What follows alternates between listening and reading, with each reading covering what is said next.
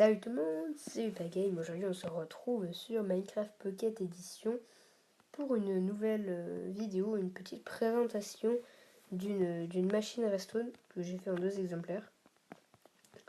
C'est le même.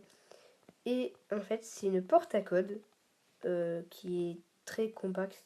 Donc je vais montrer le système compact, voilà. Bon après, voilà, là c'est compact.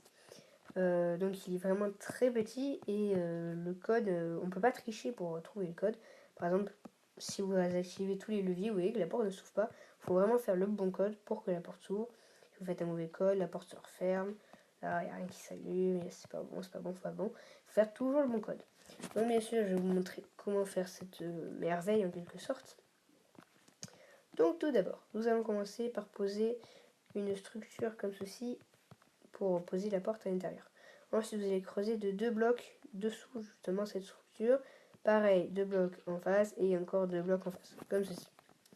Ensuite, sur le côté, vous allez venir placer 1, 2, 3 blocs, comme ça. Ensuite, ici, un bloc. Non, pas lui. 1, 2, 3 blocs. Et ici, une pile de blocs, comme ceci. Ça vous donne quelque chose comme ça. Ensuite, vous prenez des blocs un autre bloc. Et vous remplissez les petits trous qui sont ici. Par contre là ça va être la nuit.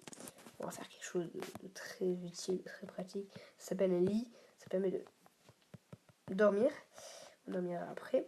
Ensuite vous posez du coup sur ce second bloc, sur ce bloc différent des leviers, comme ceci. Et maintenant on va passer à au système Redstone. Je cherchais mes mots. Donc pour commencer le système Redstone, vous allez placer des blocs comme ceci. Au centre, et vous allez choisir votre code avec les torches Redstone. Donc ça va se passer avec les torches Redstone. Vous pouvez choisir n'importe quel code. Donc là j'ai cassé, bien sûr le levier n'y est plus. Donc je disais, on va dormir. C'est très long, hein, oui. Très très. Voilà, très bien. Donc tout d'abord vous allez choisir du coup votre code avec les torches Redstone. Donc moi je vais mettre toujours le même code, celui-là. Donc en fait c'est les torches Redstone qui vont indiquer votre code. Et sur ce qui reste, vous posez de la redstone. Comme ça. Vous faites pareil en dessous. Touc, touc, touc, touc. Ensuite, vous mettez un bloc ici sur la gauche pour pouvoir relier les 2 étages. Comme ceci. Non, pas ici. Et là, dans l'angle, vous allez creuser des blocs. Ici, creuser 2 blocs. Et là, rejoindre tout simplement le reste, le trou que vous avez déjà fait tout à l'heure. Vous allez placer de la redstone comme ça. Un répéteur. Un bloc. Et du coup, sur ce bloc, de l'autre côté, une torche redstone. Sur cette torche redstone, vous posez un bloc. Donc là, vous allez poser la porte. Ensuite, vous pouvez recouvrir le système. Pas de problème.